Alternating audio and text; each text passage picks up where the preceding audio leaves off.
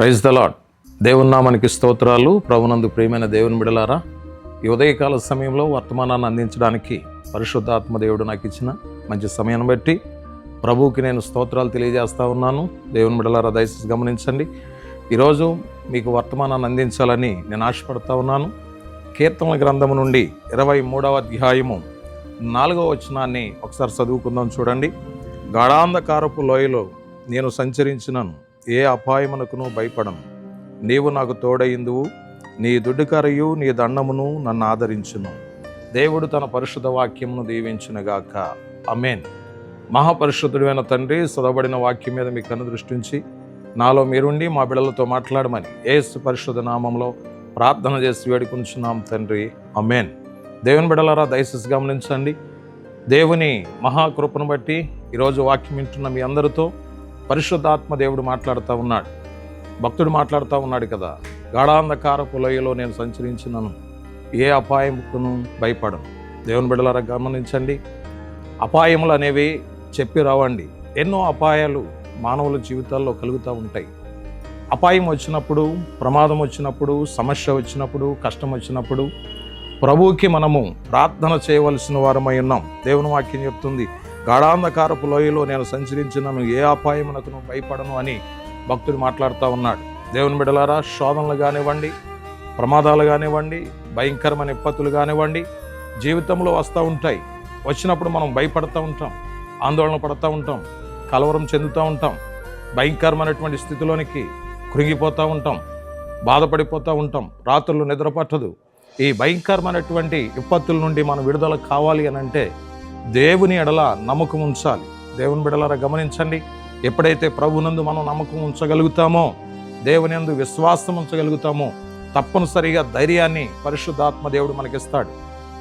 ఆయన మనల్ని ముందుకి నడిపించడం అనేది ప్రారంభిస్తాడు. అంతేకాదు దేవుని బిడలారా, దేవుని వాక్యం అంటుంది, నీవు నాకు తోడయ్యుందువు, నీ దుడ్డుకారయు నీ దండమును నన్ను ఆదరించును. దేవుడు మనకు తోడై ఉంటాడు. వచ్చేటువంటి ప్రమాదాలు, వచ్చేటువంటి సమస్యలు, వచ్చేటువంటి కష్టాల్లో దేవుడు మనకు తోడై ఉంటాడు. ఎప్పుడు దేవుడు మనకు తోడుగా ఉంటాడు?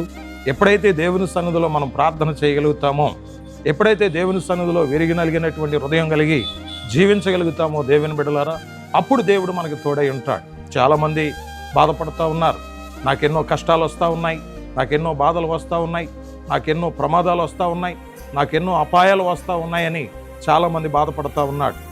దేవుని బిడ్డలారా, గమనించండి.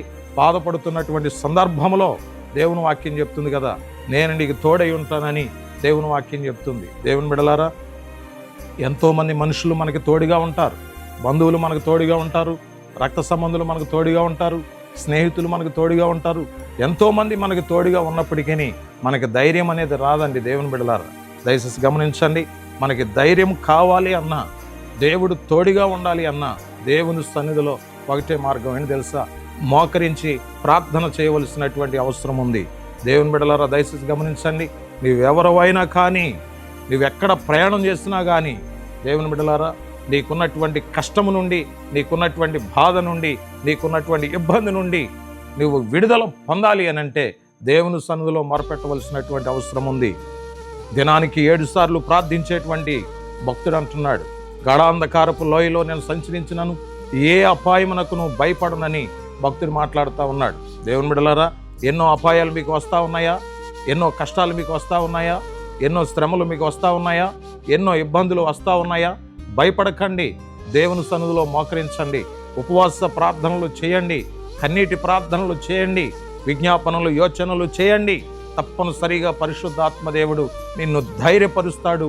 గాఢాంధకారమైన కానీ, చీకటి అయినా కానీ, భయంకరమైన ప్రమాదకరమైన పరిస్థితులైనా కానీ పరిశుద్ధాత్మ దేవుడు నిన్ను విడుదల చేసి ముందుకు నడిపించగలడు. దేవుని బిడ్డలారా, దయచేసి గమనించండి. ఆయన నీకు తోడుగా ఉంటాడు. ఎవరైనా కానీ, స్త్రీలారా దయచేసి గమనించండి, పురుషులారా దయచేసి గమనించండి, యవనస్తులారా దయచేసి గమనించండి. దేవుడు నీకు తోడుగా ఉండి నడిపించాలి అని అంటే భక్తుడు దినానికి 7 సార్లు ప్రార్థన చేసేవాడు. ఈరోజు నీవు కూడా ప్రార్థన చేయటం ప్రారంభించు. తప్పనిసరిగా దేవుడు ప్రమాదకరమైన పరిస్థితుల నుండి నేను తప్పించి నీకు తోడుగా ఉండి నేను ముందుకు నడిపిస్తాడు. నీ కొరకు నేను ప్రార్థన చేయాలని ఆశపడుతున్నాను. మహాపరిశుద్ధుడైన తండ్రి, మా ప్రియులందరినీ జ్ఞాపం చేసుకోండి. ఎంతమంది అయితే గాఢాంధకారం అనేటువంటి చీకటిలో ప్రయాణిస్తున్నారో నాయన, వారందరినీ ధైర్యపరచండి. సాతాను శక్తుల నుండి, దురాత్మ క్రియల నుండి, అంధకార శక్తుల నుండి విడుదల చేసి ప్రతి ఒక్కరికి స్వస్థత, విడుదల కలిగించేయమని ప్రార్థన చేస్తా ఉన్నాను.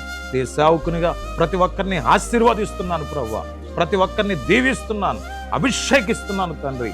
నీ శక్తి కలిగిన కార్యాలు జరిగించి నడిపించి మహిమ పొందమని యేసు పరిశుద్ధ నామములో ప్రార్థన చేసి వేడుకొంచున్నాం తండ్రి. ఆమేన్. God bless you. మీ అందరికీ వందనాలమ్మా.